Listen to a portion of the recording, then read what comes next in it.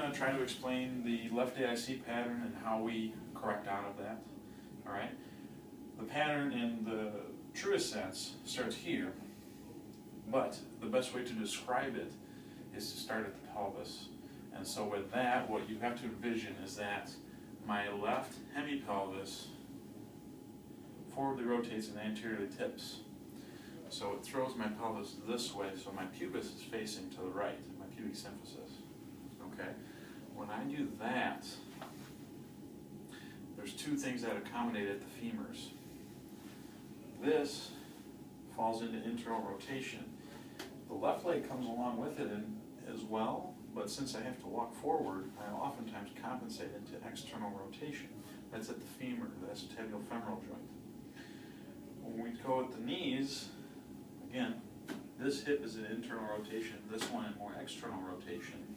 If I have internal rotation here, I'm going to run into valgus, more of a valgus moment at the knee on the right, and a varus moment at the knee at the left. Okay? So it looks like this, so to speak. Okay? Now, from the foot perspective, when I turn my hips to the right, my right foot's going to start supinating because I'm going this way. My left foot pronates. But of course, again, if I'm walking like this and my knee is caving in, my foot is supinated, but I have to pronate in order to reach the ground. So this is what we would describe as, in the advanced stability course, as a supinated foot that is pronating. It's orientation versus action.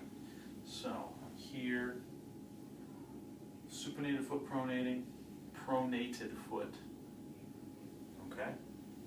Now, again, if my hips are this way, but I have to go talk to you, I'm going to orient my trunk like so in order to accommodate the forward-facing environment.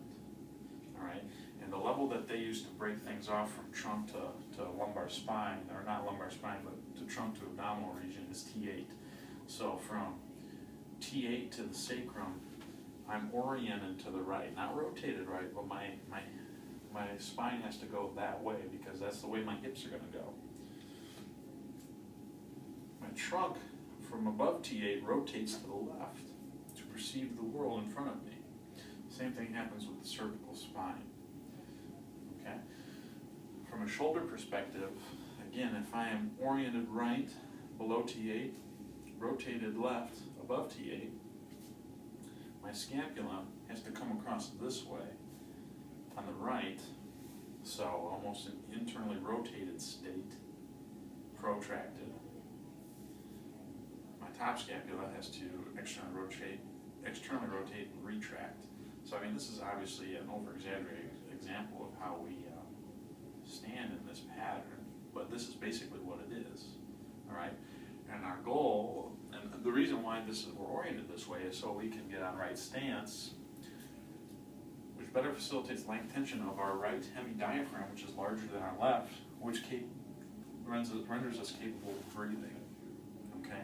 The goal of PRI ultimately is to be able to get in and out of that position, but oftentimes we get stuck in it. It's a protective response.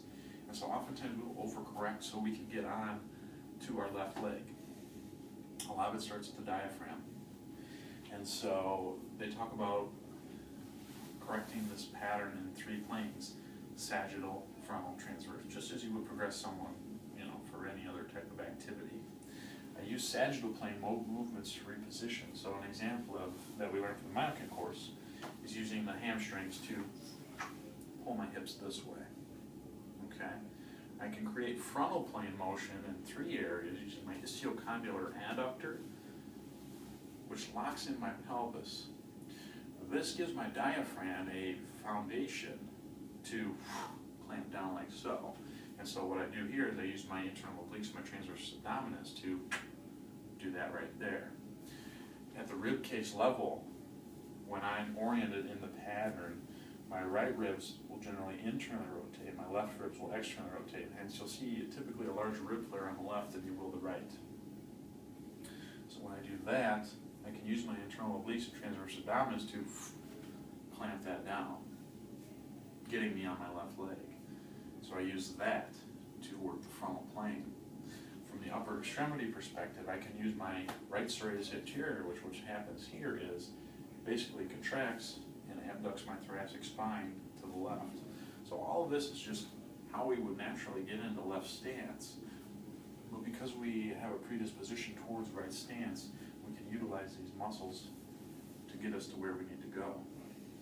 And then we achieve these motions, and then use transverse plane, i.e. going further onto the left leg by rotating the hips as so, and the trunk this way as well, in order to develop a alternating reciprocal gait pattern.